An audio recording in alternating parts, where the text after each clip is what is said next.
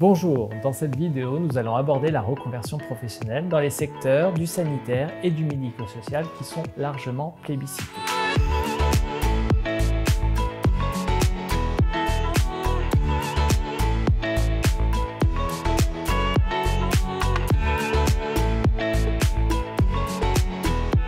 La question de la mobilité professionnelle est très souvent évoquée. Les relations entre le diplôme et l'emploi, l'alternance entre périodes de chômage et d'activité, la continuité ou non entre différents emplois, les modalités pour y accéder et l'évolution envisageable sont autant de questionnements courants par rapport à la reconversion. Pour de multiples raisons, de plus en plus de cadres se reconvertissent dans les secteurs du médico-social et du sanitaire. Focus sur une démarche qui s'effectue surtout à la suite d'une rupture de contrat, quel que soit choisi ou subi, ne s'improvise pas et implique même, sans contexte, un travail sur soi.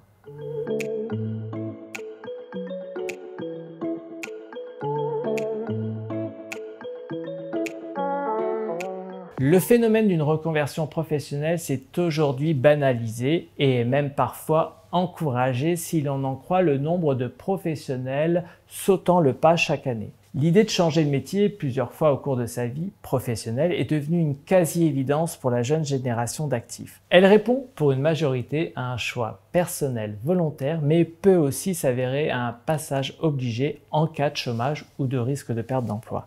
Nous pouvons identifier différentes raisons à l'origine de ce choix qui reflètent souvent l'expression de frustration vis-à-vis de l'emploi actuel. Profession non choisie, inadéquation avec ses valeurs, mauvaise ambiance au travail, impact du stress et des responsabilités, manque de perspective, licenciement, autant de motifs aussi légitimes les uns que les autres qui peuvent aboutir au souhait de reconversion.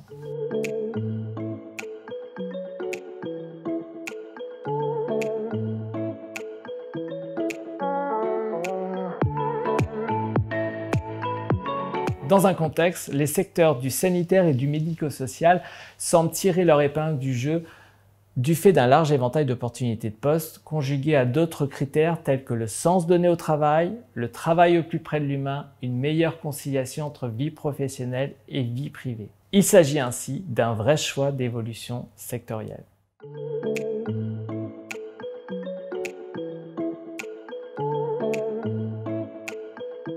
En amont de la démarche de la reconversion professionnelle, rien de mieux en effet que d'interroger des personnes du métier pour avoir un bon éclairage terrain et voir si cela est conforme à ce que l'on s'imagine. Côté formation, il est nécessaire de compléter son cursus initial pour acquérir une légitimité dans le secteur. La question de la motivation est également essentielle.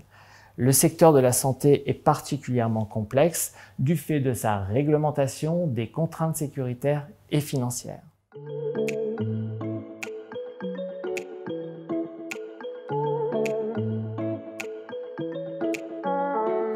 L'aspect financier ne doit pas non plus être occulté. On le sait, le secteur sanitaire et plus encore celui du médico-social ne sont pas parmi les plus rémunérateurs pour les cadres. Ces derniers doivent donc bien avoir cet élément en tête lorsqu'ils envisagent de se reconvertir. Par ailleurs, il faut être conscient qu'une démarche de reconversion professionnelle prend du temps et en aviser son entourage pour éviter d'éventuels soucis côté vie personnelle et familiale.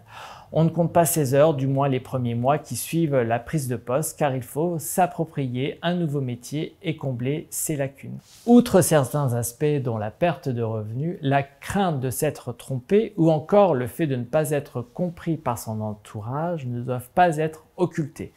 Il est important de se poser les bonnes questions au démarrage de sa recherche. Le projet doit être bien défini et bien cadré. Il ne faut pas partir sans filet. Une fois le tout bien calé, les objectifs vérifiés, la reconversion présente alors une réelle opportunité.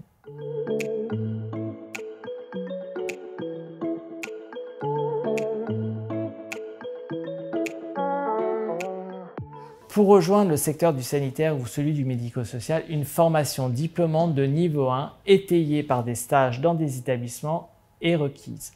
Elle permet en effet aux candidats en reconversion de s'approprier les codes, le jargon du secteur ciblé et de mesurer leur capacité à prendre un poste de direction. Une reconversion professionnelle prend du temps, 2 ans en moyenne.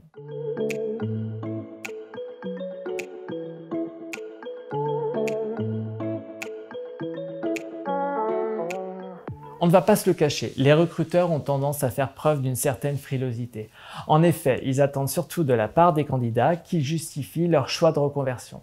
La première vie professionnelle est étudiée via les transferts métiers, les stages réalisés, le contenu du mémoire réalisé en master, etc. De manière générale, on ne leur confiera pas d'emblée la direction d'un établissement, mais plutôt un poste d'adjoint et d'appui sur des fonctions support. En revanche, une fois qu'ils seront appropriés les codes acquis, qu'ils auront acquis le savoir-faire et le savoir-être relatifs à ces secteurs, tout est possible.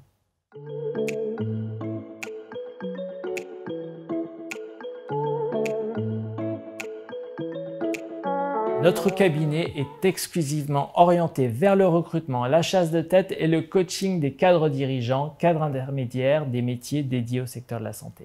Nos consultants sont des experts qui disposent d'une connaissance pointue des métiers pour lesquels ils recrutent. Et nos coachs, diplômés RNCP, accompagnent le professionnel en reconversion dans un environnement contraint. Complémentaire à la formation et au conseil, le coaching apporte une dynamique de changement et de transformation globale. En conclusion, on l'aura compris, la reconversion professionnelle est une démarche complexe qui ne s'improvise pas, mais elle peut être dans les cadres mobiles et motivés, ouverts au changement, une véritable opportunité pour rebondir, notamment dans le secteur porteur comme le médico-social et sanitaire. À vous de jouer, à bientôt sur notre site internet et sur les réseaux sociaux.